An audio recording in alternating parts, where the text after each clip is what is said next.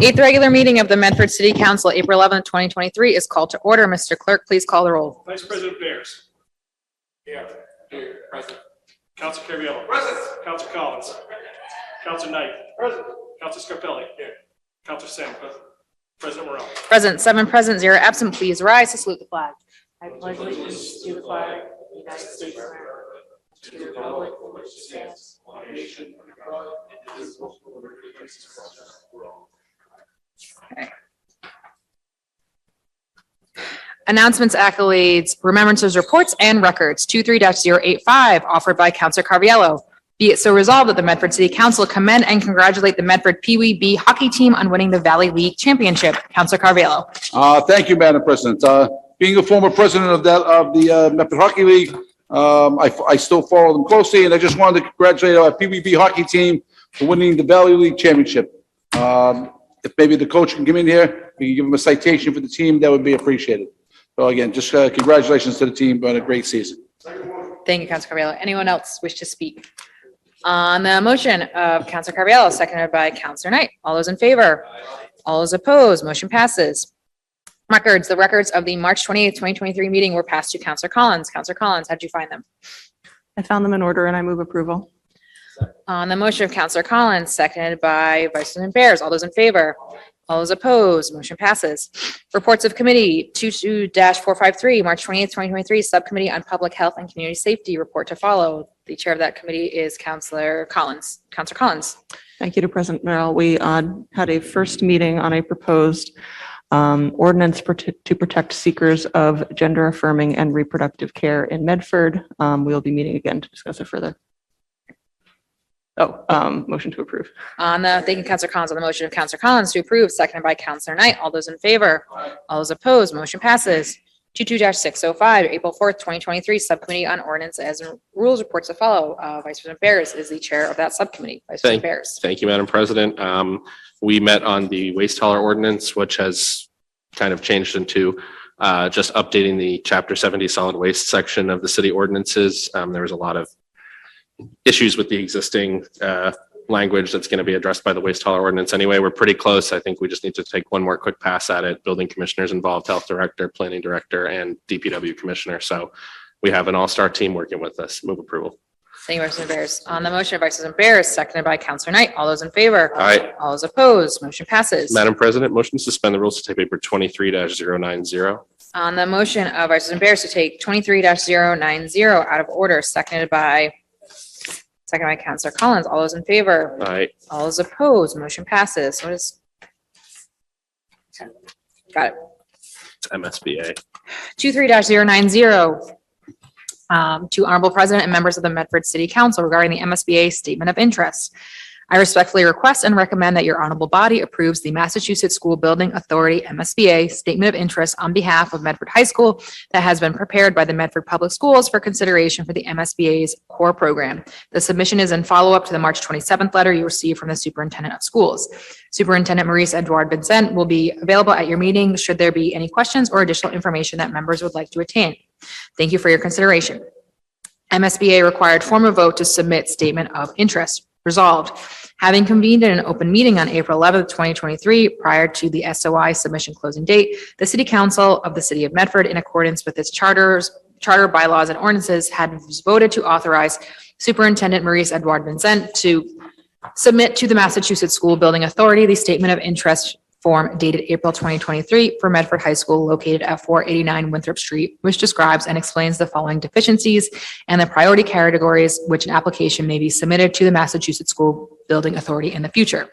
The Medford City Council hereby further specifically acknowledges that by submitting the Statement of Interest form, the Massachusetts School Building Authority in no way guarantees the acceptance or approval of an application, the awarding of a grant, or any other funding commitment from the Massachusetts School Building Authority, or commits the City of Medford to filing an application for funding with the Massachusetts School Building Authority. 2023 Medford High School MSBA Core Program Statement of Interest Summary. Replacement, renovation, or modernization of school facility systems such as roofs, windows, boilers, heating, and ventilation systems to increase energy conservation and decrease energy-related costs in a school facility. Having been originally constructed in 1970 and with substantial portions of the building's infrastructure dating from that time, Medford High School President Morrell. NHS. Motion to waive I can keep going. Motion to waive the remainder of the reading for a synopsis by the presenter. Second. The motion of Counselor Collins to waive the reading in lieu of a summary from Madam Superintendent, second by, I forgot to second that, Counselor Carviallo. All those in favor? Aye. All those opposed? Motion passes. Madam Superintendent, thank you for being here. If you'd like to share with us a summary of what's before us. Good evening, Madam President Morel and esteemed body of our City Council. Thank you, City Councilors, all of you for having me this evening to present our resubmission of the MSBA Statement of Interest application. We submitted a year ago and we've submitted many years in the past. This past year, we were very close, but based on the feedback that we had received, the amount of schools that were approved this past year was a smaller number. And as a result of that, we just weren't able to make the number. We didn't make the cut, but we were given very positive feedback to resubmit our application, which we have done. And this evening, I'm requesting the entire City Council, if you would approve Medford Public Schools reapplication for the statement of interest for the core program for Medford High School.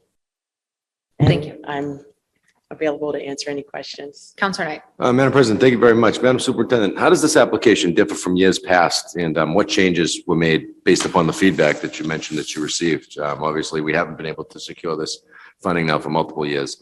We're getting feedback from the enabling authority. So what changes are we making to the application to maybe enhance our chances? So we had a very strong application again this past year. And because the number of schools that were awarded this year was a reduced number, unfortunately, we just missed that cut. And we were encouraged by the MSBA to resubmit for this year. There is one key difference. In previous years, MSBA was having two programs, the Accelerated Repair Program and the Core Program. This current year, they are not accepting applications. They're not doing the Accelerated Repair Program. It's only the Core Program. So we're resubmitting our application from last year with the addition of a few things that have surfaced at the school. We had pipes bursting and some asbestos work for tiles that had popped on the floor. So we did have additional work that needed to be done because the building is aging. And so we are reapplying for the core program, and MSBA will come back out if we're approved. If our statement of interest is approved, they will come back out and do a senior study and follow the appropriate steps. And I also want to say that this is just, today's request is permission to reapply with the statement of interest. But as we continue with MSBA, there will be multiple opportunities to come before your body and respond to questions and let you know the status of what is happening. MSBA just does not want a school district on their own to go and say, we're putting in this application and not have the support of both the school committee and the city council. The school committee did approve it last week for us to move forward. And my request is that the city council will allow us to apply. I think we should continue to apply. We know that the high school needs work. And I feel very confident in our resubmission, and based on the feedback that we received, that we should not give up, but move forward. Thank you. So on that, Madam President, so the one difference, the difference is nothing other than the fact that we moved some items that were covered under the accelerated repair grant from last year over to this core grant. That's what I'm understanding. Is that correct, Madam Superintendent? It's the same exact application as last year with the addition of these infrastructure items that were under the accelerated repair grant being moved over to this one. Is that? Is that correct? The additional pieces that I just shared were things that happened this year since Yeah, no, we applied. like the question they asked was, how does this application differ from years past? And So that's what it was, yes. so that one item, right? Okay. All right. Yeah, I was looking because I had my files. I was looking, I usually have my files, nice and organized, but I can't find the document. Someone must have moved them, who sits here. But I was looking to see if I could look at last year's application and see if we could take a look at that as well. But I didn't have it in my files here because my filing system's a little screwy.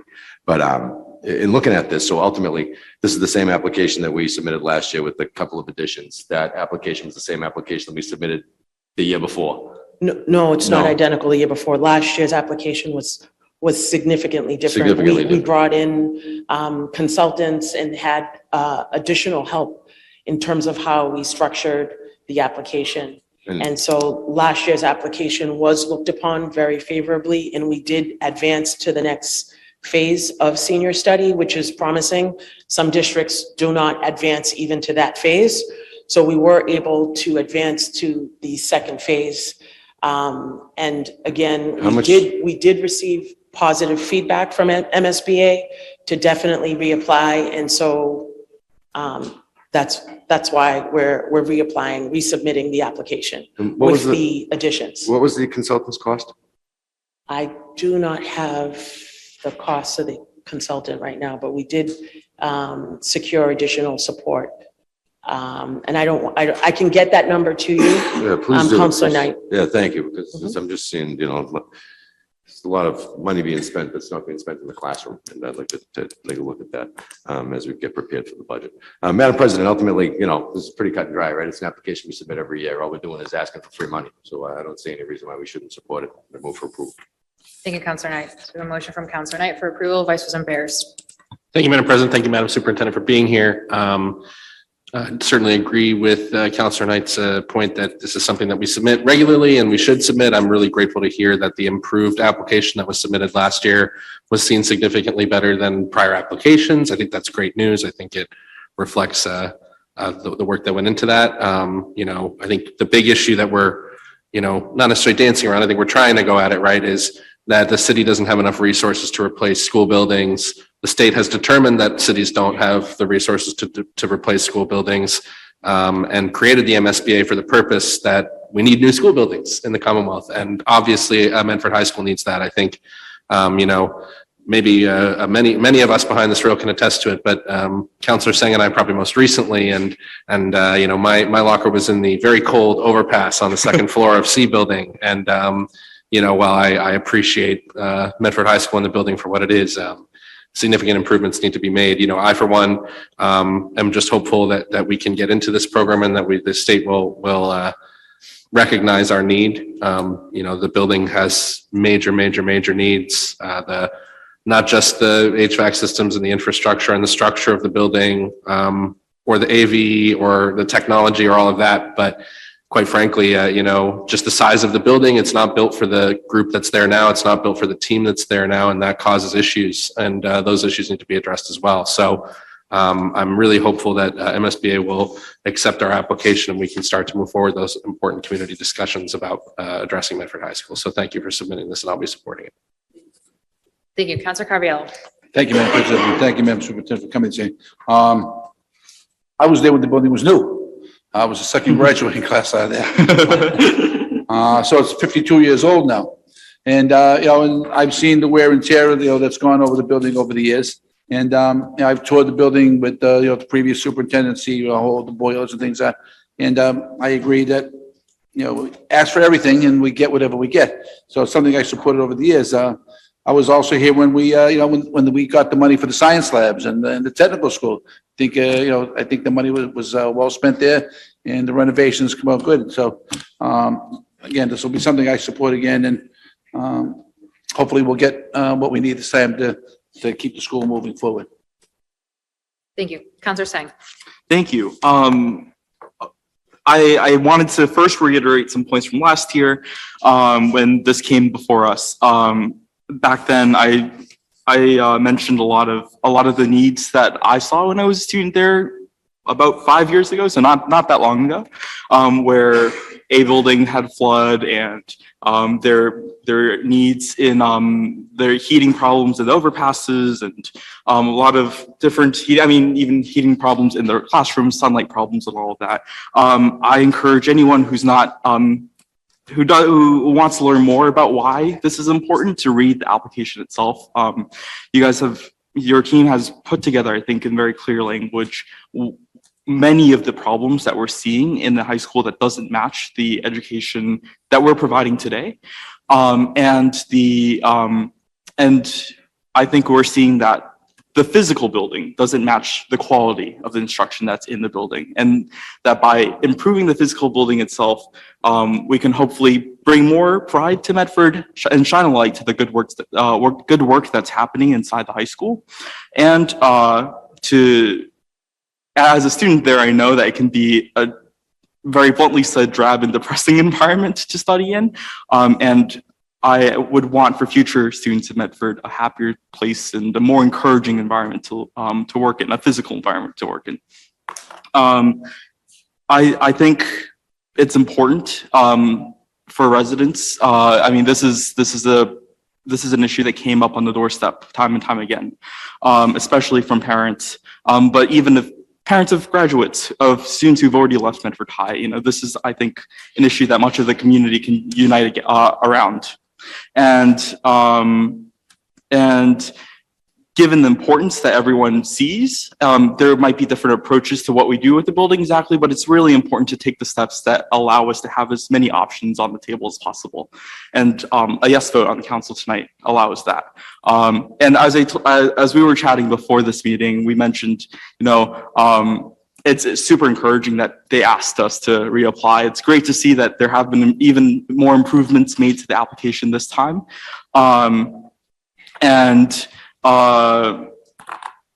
You know, it's about trying. It's about trying whenever we can, and keep pushing it. Keep pushing for it, because we don't know what year it's gonna happen. Thank you, Councilor Sang.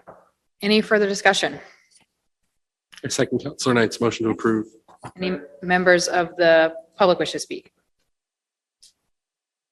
Seeing none, so we have a motion from Councilor Knight to approve, seconded by Vice President Bears. Mr. Clerk, please call the roll when you're ready. Vice President Bears. Yes. Council Carviallo. Yes. Council Collins. Yes. Council Knight. Yes. Council Scarpelli. Yes. Council Sang. President Morrell. Yes, 7 in the affirmative, 0 in the negative. The motion passes. Thank you. Thank you for being here tonight. You're still under suspension. Yes. And looking through our responses that we received, I'd just like to point out a council response to paper 23048 from our state delegation.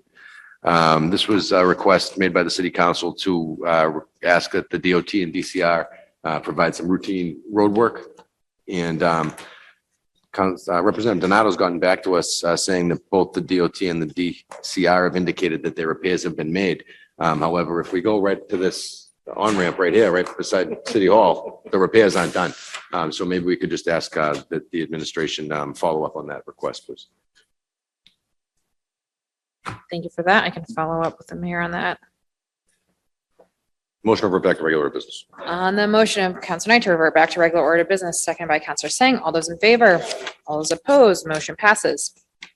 Motions, orders, and resolutions. 23-086 offered by Councilor Carviallo. Be it so resolved that the Medford City Council update the ordinances pertaining to body shops and automobile repair facilities. Councilor Carviallo. Thank you, Madam President. This is something I've had a discussion with the chief about, and especially around the Mr. Avenue area, is, you know, we've got a lot of repair shops coming to Medford because they've been pushed out of Somerville and Cambridge, so they're all coming here now. And what's happening is they're moving into these small lots, these small garages, and parts are getting harder to come by, and cars are sitting there longer. You're now parking the cars all over the streets. And I say, it's a discussion I have with the chief many times, and the chief says, he says, I can't enforce an ordinance that doesn't exist. So tonight I'm proposing that we have an ordinance set up for body shops, tow shops, and garages, and service facilities, not to park cars on the street. Because what's happening, they're just, if you go by like Columbia Street, that whole street is all cars parked from the other garage. If you go by down Swan Street, all cars parked from the garages there. No matter where you go, you're seeing all these garages just parking the cars on the street. They're doing repairs on the street. So I think we need an ordinance to make sure that they keep the limit to what their permit was for the amount of cars in the space. No on-street parking. Councilor Bears, I think, is the head of that committee, subcommittee. I gave him some of those ordinance, which was pretty simple and concise, and I think it would address the needs. So I would hope that the subcommittee and ordinances would take this up as soon as possible, so we can get that out there and we can start cleaning up our streets. Thank you, Councilor Carviallo. Councilor Knight. Madam President, this is an issue that I've discussed in the past as well, and I think it's really an issue of parking capacity. You know, we issue a permit to a repair shop, but we really don't put any restrictions or confines on parking capacity based upon the size of the lot. So if you drive down Mystic Ave, the first two shops you'll see are probably Volsar and ATEC. If you look at the parking lot at ATEC, I mean, you can't fit a piece of paper between the cars in the parking lot there. There must be 35 cars in this very small parking lot. Now, you know, we approve the permit. I have no problem with these people trying to make a buck. You know what I mean? It's the American way. But, you know, at the end of the day, it's also creating issues where these lots appear overcrowded and unsightly. Mystic Avenue, for example, is a gateway road to our community. So we're going to drive from Somerville into Medford, and our gateway road's going to look like an industrial park, right? The condition of the roadway is bad enough as it is. But now to have, you know, unsightly businesses that really aren't a welcoming business to the community, I think is something we need to talk about as we go into our meeting tomorrow night. Also, it raises, I think, issues about safety, whether or not these lots are questionably safe. You know, if you have a parking lot with 25 cars in there, how can you get a fire engine in there? These are repair shops. They have flammables, they have combustibles. And, you know, it puts us in a position where we may be putting our first responders and our fire personnel at risk in responding to these, and to calls in these locations because of the overcrowding of the parking lots. So these are definitely things that we need to take into place. And I just ask that this be sent to fire prevention as well. So that fire prevention can be provided the opportunity to pipe in. It's all too often when we talk about permitting a new business, we talk about the parking and the impacts that it's going to have on the community, but we don't really think about the impacts that it's going to have on fire safety and fire prevention as well. So I just ask that this paper be sent to the fire chief. Thank you, Councilor Knight. Would you like that as an amendment? Vice President Bears. Thank you, Madam President. Thank you, Councilor Carviallo, for putting this forward. I think definitely we can move on this right away. I've heard making sure at least that the chief is consulted in some way, the fire chief. Probably going to want to bring the traffic folks down from the police department, but is there anyone else that you want us to invite to that meeting, or that you? Code enforcement and the building commissioner? Yeah. Okay. Great. Yeah. And I agree with the point that you made. Again, I don't know what property this was on in the area. I don't know if it was a car shop, and I'm just saying that to put that out there in advance, because I know if I don't say that, people will be frustrated. But we did have there was a fire, and there was someone who was, I believe, killed in that fire in that area. And again, I don't know the circumstance. I'm not saying it was because of car parking or anything, but again, I think it just speaks to your point around, is that even the best use in the area? And, you know, that's a long conversation. And I know a lot of people obviously have livelihoods that depend on the businesses there, but I also think we can't just be packing cars and car repair shops in that area without addressing the negative effects that may come from that. So we'll work on it. Thank you, Councilor Carviallo. Thank you. Any further discussion? So on the motion of Councilor Carviallo as amended by Councilor Knight, seconded by Councilor Knight, all those in favor? All those opposed? Motion passes. 23-087 offered by Councilor Carviallo. Be it so resolved that the Medford City Council have the code enforcement officer notify Tufts University that the city of Medford is no longer picking up mattresses left out on the street, so they can notify all students in Medford living off campus. The university has a list of all students living in apartments off campus in Medford. Councilor Carviallo. Thank you, Madam President. I think we all know every year when Tufts closes for the year, we see the furniture and mattresses all left. You know, students just leave them all over the place, and not something new that. But this year, you know, we're no longer picking up mattresses. There's now a fee. So I think that the university should inform the students who are living off campus, and they have a list that they need to call and pay for the mattresses that are going to be left out there. I mean, I've already called them a few times for mattresses already up there, and the school hasn't even closed yet. So not counting the furniture. So if the university could notify the students that the mattresses need to be called in, they're gonna have to pay to get rid of them, and that they have to call Waste Management when they get rid of the furniture also. So, something that, we go through this every single year, but let's see if we can get a little bit more under control, especially with the mattresses that we're not paying for, or we have to pay for now. Thank you, Counselor Carviallo. Vice President Bears. Thank you, Madam President. I think this makes sense. I think it's important that Tufts do this. I just want to note that the reason that that went into effect was a change in state law. The city didn't decide to change it. The state law changed on us. So that's why this new policy is in effect around mattresses. Thank you. Counselor Knight. Madam President, thank you very much, and I thank the council for bringing this initiative up, issue up. It raises a couple of interesting points. So here in the city of Medford, we have what's called the University Accountability Ordinance, right? As Councilor Carviallo noted, that provides us with a list of all the parcels where Tufts University students live in our community. And we also have another ordinance called the Clean It or Lean It Ordinance.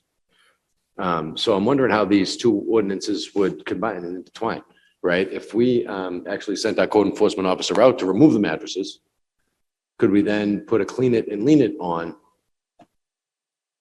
either the parcel or Tufts University, where it's an extension of the campus? I mean, I think that it might make sense for us to try to see if that would be something we could tie to the university, where we could use the Clean It or Lean It ordinance to see if we could get some relief in that regard. Tufts is pretty good at policing its own. There's no question about that. And if it comes down to us using the Clean It or Lean It ordinance to promote and produce corrective action to bad behavior, I think Tufts would be on board, because one thing they don't like doing is spending money. So with that being said, I think this is something that we can look at a little bit more. I'd like to get an opinion from the non-existent city solicitor as to how these ordinances would intertwine, and whether or not, if we were going to utilize the Clean It or Lean It ordinance, could be applied to the university as opposed to the parcel and property owner. So, I'll put that in the form of an amendment. okay. Would you like to keep that until we have a city solicitor, or would you like a KP Law opinion on it? Just because the administration isn't doing their part doesn't mean that we have to stop doing ours. So I'm going to continue to ask the questions. So do you want to take that as a separate motion or as an amendment? Whatever the board's comfortable with. Either way, 6 of one, half a dozen of the other. Okay, we'll go with this. I'm just hearing Dover Amendment, Dover Amendment, Dover Amendment. That's all I'm hearing. Right. People don't get my joke that Tufts just says they're exempt from it, pretty much Right, but anything. they pay taxes on Walnut Hill properties. So- Yeah, so I think it makes sense now, but I'm just, Well, these are parcels that they don't necessarily own. And that too, yeah. right, These are right. about- Yeah. Yeah. Okay, any further discussion? Clarification, is it KP Law or it says city solicitor? Counselor Knight? Whatever. I mean, at this point, it doesn't matter what we say we're going to get, which is nothing. So, I'll ask the question and let the administration, when they feel like looking at it, do something with it. And whoever they send it to is fine with me, because it's not going to move anyway, I'm pretty sure. So you're asking for a Based legal, upon my experience over the past 36 months. you're asking for a legal opinion. Yeah. However, maybe. Yeah, Madam President, Counselor Scarpelli? I support Council Knight's intent 1,000%, but anything that goes to KP Law, I will not support. So I appreciate that. Counselor Madam Carviallo? President, this is kind of time sensitive. If we get asked that this get done sooner rather than later, because I'd be happy to offer a separate Yeah. paper, a second paper, so that Yeah. the code enforcement officer can do their part, make the because notifications. it's. I'm just wondering- It's going to be May in a couple of weeks, and the students be, Actually, Madam President, what I'll do is I'll withdraw and just ask for the code enforcement officer to report back to us. And then when we get that report back, we can look at it, and maybe by then I can have some answers as to what's going to apply and what won't. That'll satisfy everybody. Okay, great. Do you have that amendment? Okay. Okay.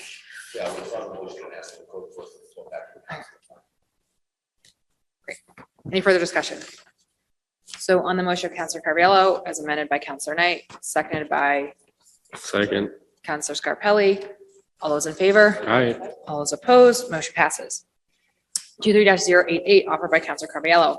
Due to the increase in traffic on Main Street and Harvard Street, be it so resolved that the Medford City Council have the police department increase traffic patrols in that area, along with increased parking and enforcement, especially on the weekends, in the interest of public safety. Counselor Carviallo? Thank you, Madam President. For those who frequent the South Medford area, the Main Street and Harvard Street intersection is really, and that's another traffic intersection that's turned into a nightmare. We've done traffic calming measures everywhere. We really haven't done anything, and that's, and at that intersection. You've got probably two of the most popular restaurants in the city, across from each other. And the traffic nightmares are there, the parking nightmares, especially on Saturday and Sundays. Traffic is just a total nightmare there. There's a lot of accidents and it's unsafe. So I would ask the chief if he could step up patrols over there, and on Saturdays and Sundays, if they could step up parking enforcement, especially in the evening. Not so much in the day, even in the day, but going right until 10, 11 o'clock at night. Because I say it's a packed area, and the parking is limited for those two busy establishments. Thank you. Any further discussion from the council? Counselor Sang. I agree with what's being said. Last year, we asked the city also to pay attention to cut-through traffic. We did get a report back, but I just wanted to note to the audience, to people watching out there, that this is important to us on the council, and that it's in addition to Harvard Street, it's also all the other parallel streets that are facing a lot of increased traffic, and people were just speeding right through as well. Thank you. Any further discussion from the council? I do see a hand up from Anthony D'Antonio on Zoom. I'll unmute you and just name and address for the record, please.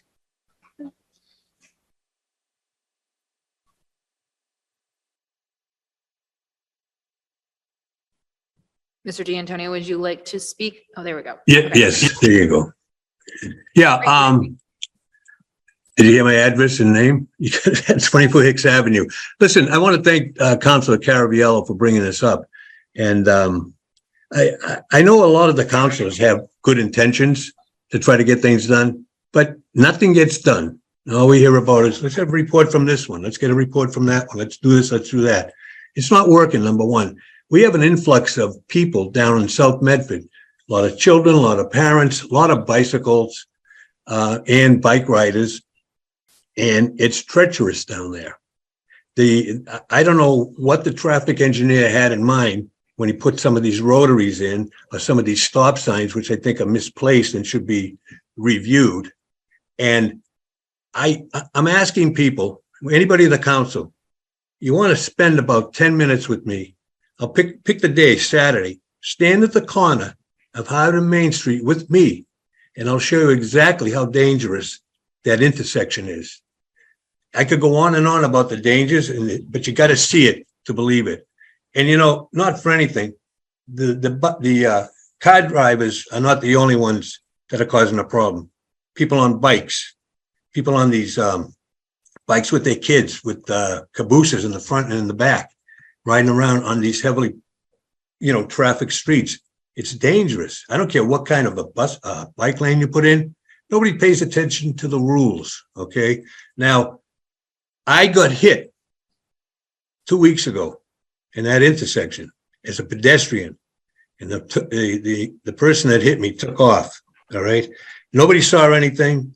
None of the cars that were there that stopped took the guy's number down. Okay. And it was a guy, because I was trying to catch up with him. And as I was running down the street there, because I did get hurt, but my adrenaline was so pitched that I wanted to get this guy, because I was in the right. I had the right of way. He was wrong. He came right through the light. And I'm telling you, I saw my life flash before me. So that's number 7. I got 2 more lives to go. Anyway, it's serious. It's serious. And I'm going to show you how serious it is. 5 minutes on a Saturday morning.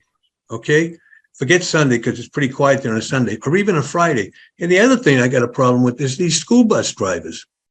They think they're all on the Indianapolis Speedway out there. It's dangerous. They got these huge buses speeding down Willis Avenue, speeding down side streets. There has to be enforcement. We've had enough of the excuses. It's time to take whatever the term is. I'm still banged up from that accident, so it's not coming out all the way. Whatever they do to make it safer for pedestrians. So who's going to be at fault when the next person gets killed at the intersection there? Because we have had fatalities there. And it's a bad intersection just in the way that it's placed geographically. So please, anybody, feel free to come with me. 5 minutes, 10 minutes. I'll even buy you a cup of coffee, maybe a Danish if you're nice. But that's all I have to say. And thank you again, Councilor Caraviallo, for bringing this up. Appreciate it. Thank you, Mr. D'Antonio. I'm really sorry to hear that you were hit and hurt over there. I'm glad. Yeah, me too. Yeah, yeah. Counselor Carviallo. Hey, it was only a Ford F-150 and it's got to be a lot bigger to take me out. Trust me. Wow, wow. Counselor Carviallo. Thank you, Madam President. As I mentioned about the traffic and the danger, part of the problem comes from these food delivery services. They're stacking up there, they're parking, they're just double parking, leaving the car. That's a giant part of the problem there. It's a comment I made on the meeting, on the traffic meeting before this one, is that people forget that we have over 1,000 cars that traverse our roads from rideshare services every year. And that's a real number because we know how much we get paid for every ride that starts in Medford. So those people are coming back. And these are aggressive drivers. They don't know the roads. And that's a giant part of our traffic problem, especially down especially in that part of town where there's a lot more students and younger people who depend more on those rideshare services.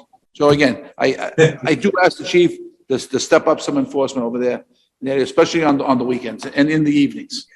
Thank you, Counselor Carviallo. Counselor Collins. Thank you, President Morrell. And Mr. D'Antonio, I just wanted to share my, and how unfortunate it is that you got hit in that intersection. I'm glad to hear that you were doing okay, but so sorry that you had to go through that. Thank you. And in general, I think that it seems abundantly clear to me that, we talk about the particularly troublesome intersections in the city, the particularly troublesome roads. There's so many of them. I think it's just clear that our roads were not built for the Medford of today. So to fix it, we need to, approach the problem on all fronts to accommodate, all of the road users that we see right now. I think that Councilor Carviallo brings up a really good point, which is, several decades ago, we didn't have rideshare companies inundating the streets. We didn't have these delivery companies. That's something that I notice all the time. It drives me bananas when I see delivery drivers blocking traffic, blocking parking spaces, blocking bike lanes. There's a lot of new dangers, and there's just a lot more cars on the road than there used to be. So clearly we need, to marshal all of our city resources to make sure that people can cross the street, can get where they're going, without being hurt or have to fear getting hurt. So thank you, Councilor Carviallo, for putting this forward. I think it's one part of the puzzle. And Mr. D'Antonio, I hope you're feeling better very soon. Thank you, Counselor Thank you. Collins. Any further discussion? On the motion of Counselor Carviallo, seconded by Counselor Knight. All those in favor? All those opposed? Motion passes. Communications from the mayor, 23-089. On the motion of Counselor Knight to waive the reading of the, we have a food truck permit before us. Motion of Counselor Knight to waive the reading and approve, seconded by Counselor Collins. All those in favor? All those opposed? Motion passes. I do see we have Mr. Gray from Neighborhood Produce, so motion passes. You are all good. Thank you. Madam President, Vice President Barris. motion to take, and I apologize, give me 1 second. 23-052. Oh, sorry, we have one more. Never mind. I'll wait. Oh, yeah. Thank you. 23-091, request for expenditure from Law Department claims over $1,000, account 010-151-5762, to President Nicole Morrell and honorable members of the City Council, from Brianna Lungo, current mayor.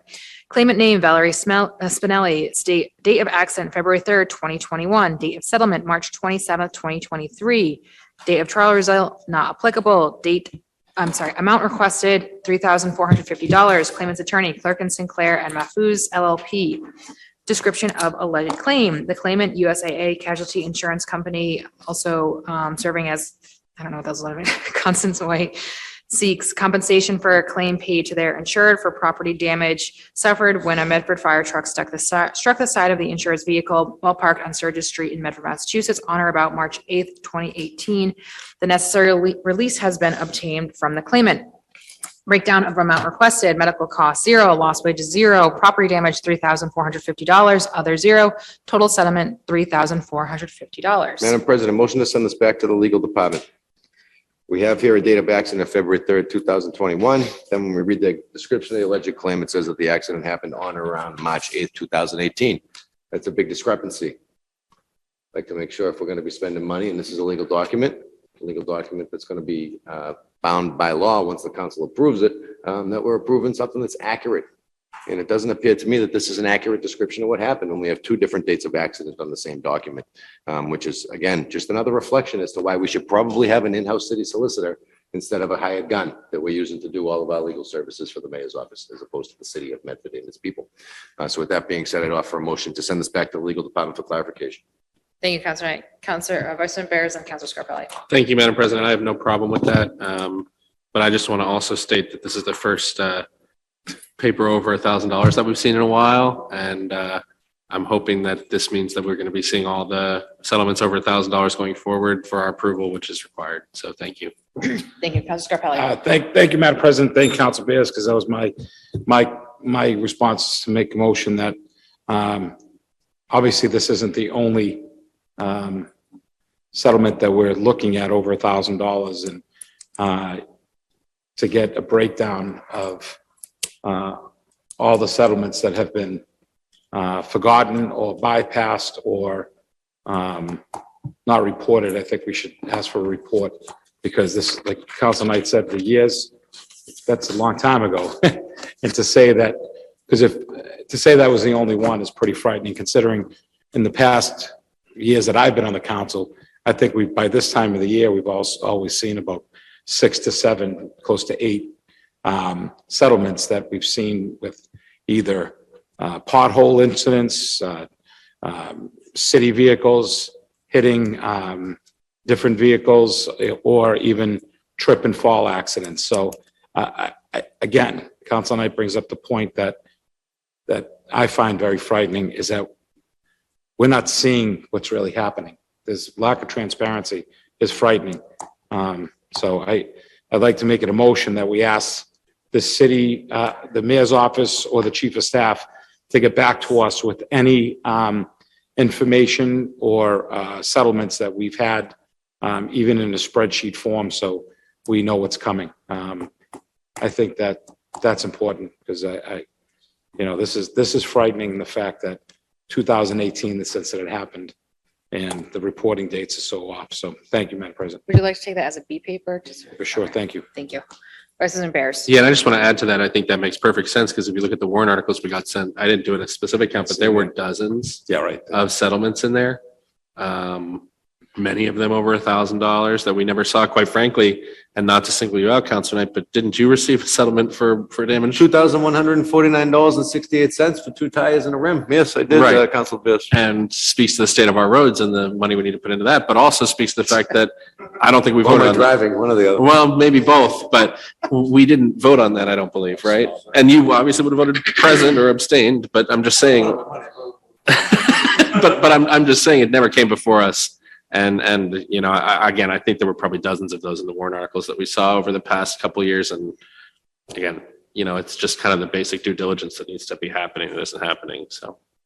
Thank you, Vice President Bears. Any further discussion? Move, So we have a B paper first from Counselor Scarpelli. Mr. Clerk, can you read back? Yes. Council Scarpelli has a B paper requesting that the mayor or the chief of staff report back to the council as a spreadsheet if necessary on all the legal settlements to date. Can we just amend that to include judgments as well, settlements and judgments? So on the B paper from Counselor Scarpelli, second on B paper. Vice President Bears, all those in favor? All those opposed, motion passes. And on the main paper from, we have a motion from Counselor Knight to send back to legal department because of conflicting dates. Second. Seconded by Counselor Scarpelli. All those in favor? All those opposed, motion Madam passes. President? Counselor Carviallo. The Councilor Scarpelli's motion is something I asked for, I think, 3 months ago, that we get a list of all the settlements, and I haven't seen it. Maybe. Settlements are different. I believe they said the judgments. Settlements and judgments are different. But we can ask for executive session to review those, can't we? We can ask, they Let's don't ask. have to oblige.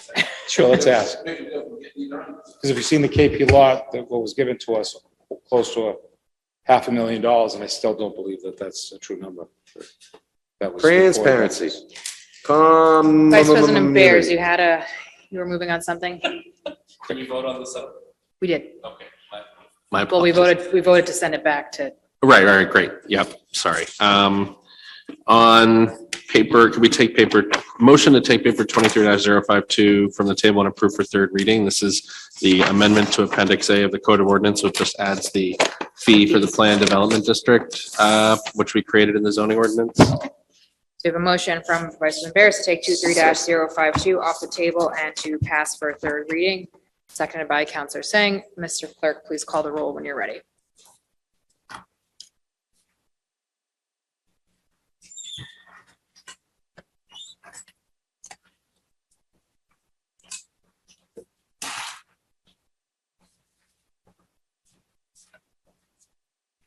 Third reading. Vice President Bears. Yes. Council Carviallo. Yes. Council Collins. Yes. Council Knight. Yes. Council Scarpelli. Yes. Council Singh. Yes. President Morrell. Yes, 7 in the affirmative, 0 in the negative. The motion passes for third reading. We still have public participation. Anyone, there's no one in the chambers. Anyone on Zoom who would like to participate for public participation? Seeing none. I think he was, I thought I saw him before. He's not here right now. Going back to, Counselor Scarpelli, motion to adjourn, seconded by Second. Vice President Bears. All those in favor? Aye. All those opposed, one opposition from Counselor Knight. Motion passes, meeting adjourned. So